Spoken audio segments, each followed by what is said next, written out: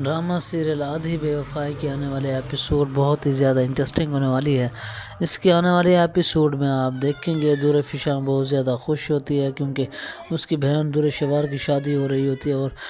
رخصتی سے وقت تمام ذمہ داریاں دور فشاں پر ہوتی ہیں، اور دور فشاں نبیل کو کہتی ہے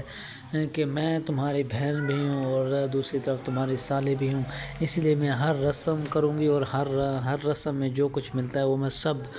زیادہ سے زیادہ لوں گا، جس پر نبیل اسے کہتا ہے کہ ٹھیک ہے آپ بے فکر ہو جائیں، جو آپ کہیں گی میں آپ کو دے دوں گا۔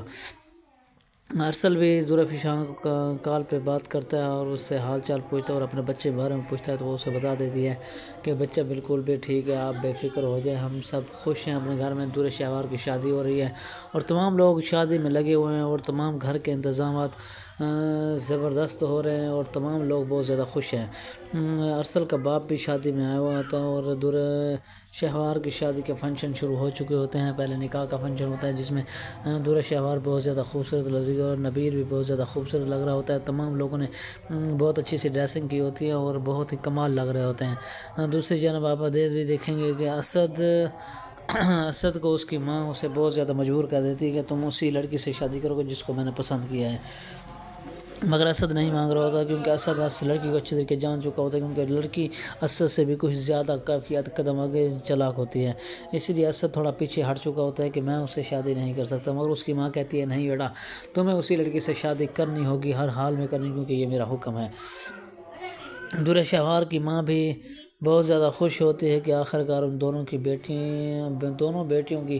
رخصتی گھر سے ہو چکی ہے، اپنے گھر کی ہو گئی ہیں، اب وہ اس کا جو فرض تھا وہ ادا کر چکی ہے، اب انہیں کسی قسم کی کوئی پریشانی نہیں ہے۔ وہ اپنی بیٹی دور شہوار کو نصیحت کرتی ہے کہ تمہیں اپنے تمام گھر والوں کی عزت کرنی ہوگی، ان کی ہر ایک بات کا خیال رکھنا ہوگا، اگر تم نہیں رکھو گی کہ تم اپنا گھر برباد کر بیٹھو گی اور بعد میں تمہارا ساتھ کوئی نہیں دے گا، اس لیے تمہیں کسی قسم کی لاپرواہی نہیں کرنی، تمہیں سارا وقت تمہیں اپنے گھر والوں کو دینا ہوگا، نبیل کی اور اس کے ماں باپ کی عزت کرنا تمہارا عین فرض ہے، اس لیے تمہیں ان کی عزت ضرور کرنی ہوگی۔ نبیل کی ماں نبیل کو بھی سمجھاتی ہے کہ بیٹا اب تمہاری شادی ہو رہی ہے، اس لیے اپنی بیوی کو اس کی اپنی اوقات میں رکھنا، جس پر اس کا باپ اسے کہتا ہے کہ آپ یہ کیسی بات کر رہی ہو، وہ میری بھتیجی ہے کہ وہ پرائے گھر میں تھوڑی آ رہی ہے، وہ تو اپنے گھر ہی میں آ رہی ہیں اور ہمیشہ یہاں پہ خوشی رہے گی۔